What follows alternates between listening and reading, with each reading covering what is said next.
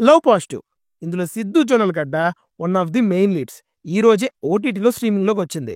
మరి ఈ cinema worth వాచింగా లేదా స్కిప్ చేయాలా అనేది తెలుసుకోబోయే ముందు మన ఛానెల్‌ని సబ్స్క్రైబ్ చేసుకోండి. ఎందుకంటే రివ్యూస్ కంటే ముందు అసలు ఏం సినిమాలు స్ట్రీమింగ్ అవుతున్నాయో తెలుస్తది. Now coming to the story line, ముగ్గురు కుర్రోళ్ళు సెపరేట్‌గా సూసైడ్ చేసుకోవాలనుకుంటారు. వాళ్ళందరూ ఎవరు? ఎందుకలా అనుకున్నారు? That's the film story. Now coming to the positives, ఒక చిన్న నోట్. ఇది ఒక 10 ఇయర్స్ బ్యాక్ షూట్ చేసిన ఫిల్మ్. అప్పటి స్టైల్‌లో చూస్తే కామెడీ కొన్ని ప్లేసెస్‌లో బానే ఉంటది. ఇంకా సినిమా స్టోరీ లైన్ కూడా అప్పటి ట్రెండ్‌కి తగ్గట్టుగా యూత్‌ఫుల్‌గా బానే ఉంది.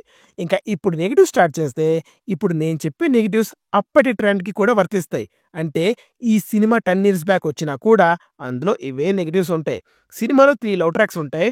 కానీ ఒక్కటి కూడా బాగాలేదు. చాలా ఆర్టిఫిషియల్ అండ్ ఆడ్‌గా ఉంటాయి.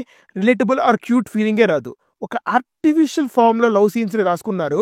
ఒక రకంగా చెప్పాలంటే కమర్షియల్ హీరోకి లవ్ ట్రాక్స్ ఎలా ఉంటాయి, ఇందులో కూడా అలా ఉంటాయన్నమాట. ఎవడు ఎవరిని ఎందుకు ప్రేమిస్తున్నారో క్లారిటీ ఉండదు. రొమాంటిక్ ట్రాక్‌లో ఫీల్ లేనప్పుడు, ఎమోషనల్ ట్రాక్ వచ్చినప్పుడు ఆ ఫీలింగ్ అనేది అస్సలు ట్రాన్స్‌లేట్ అవ్వక సినిమా ఎటు కాకుండా అయిపోయింది. సాంగ్స్ అయితే చాలా ఇరిటేటింగ్‌గా ఉంటాయి. అంటే సాంగ్స్ ఎలా ఉన్నాయనేది పక్కన పెడితే అసలు వాటి ప్లేస్‌మెంటే చాలా బ్యాడ్‌గా ఉంటది. అసలు మీనింగ్‌లెస్‌గా నాన్ సింక్‌లో సాంగ్స్ వస్తాయి. సినిమా రన్ టైమ్ కేవలం 1 అవర్ 50 మినిట్స్ అయితే 30 మినిట్స్ ఈ సాంగ్సే ఉంటాయి.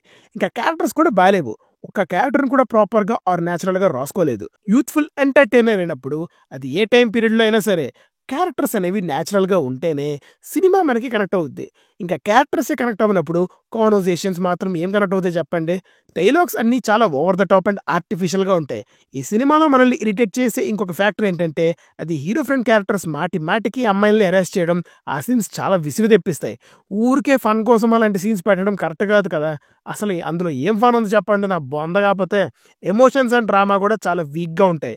Cinema most of the part చాలా బోరింగ్‌గా ఉంటుంది. దానికి రీజన్ ప్రాపర్ డ్రామా లేకపోవడమే.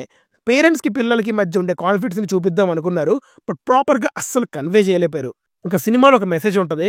ఆ మెసేజ్‌ని చెప్పిన విధానం అయితే చాలా బ్యాడ్‌గా ఉంటది. చాలా ఆర్టిఫిషియల్‌గా క్లాస్ పీకుతున్నట్టు ఉంటది. ఈ సినిమాలో Siddhu Jonnalagadda one of the main లీడ్‌గా చేశాడు.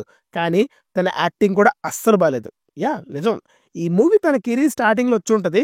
బట్ చెప్తున్నా, సిద్దు కోసం కూడా ఈ సినిమాని చూడలేము. సో ఫైనల్‌గా లవ్ పాజిటివ్ మూవీలో పాజిటివ్స్ తక్కువ, నెగెటివ్స్ ఎక్కువ. ఓవరాల్‌గా చెప్పాలంటే ఇట్స్ ఎ బ్యాడ్ ఫిల్మ్ అండి. రేపు మళ్ళీ మార్నింగ్ 7కి కన్నప్ప రివ్యూతో కలుద్దాం. And signing off T movies for you.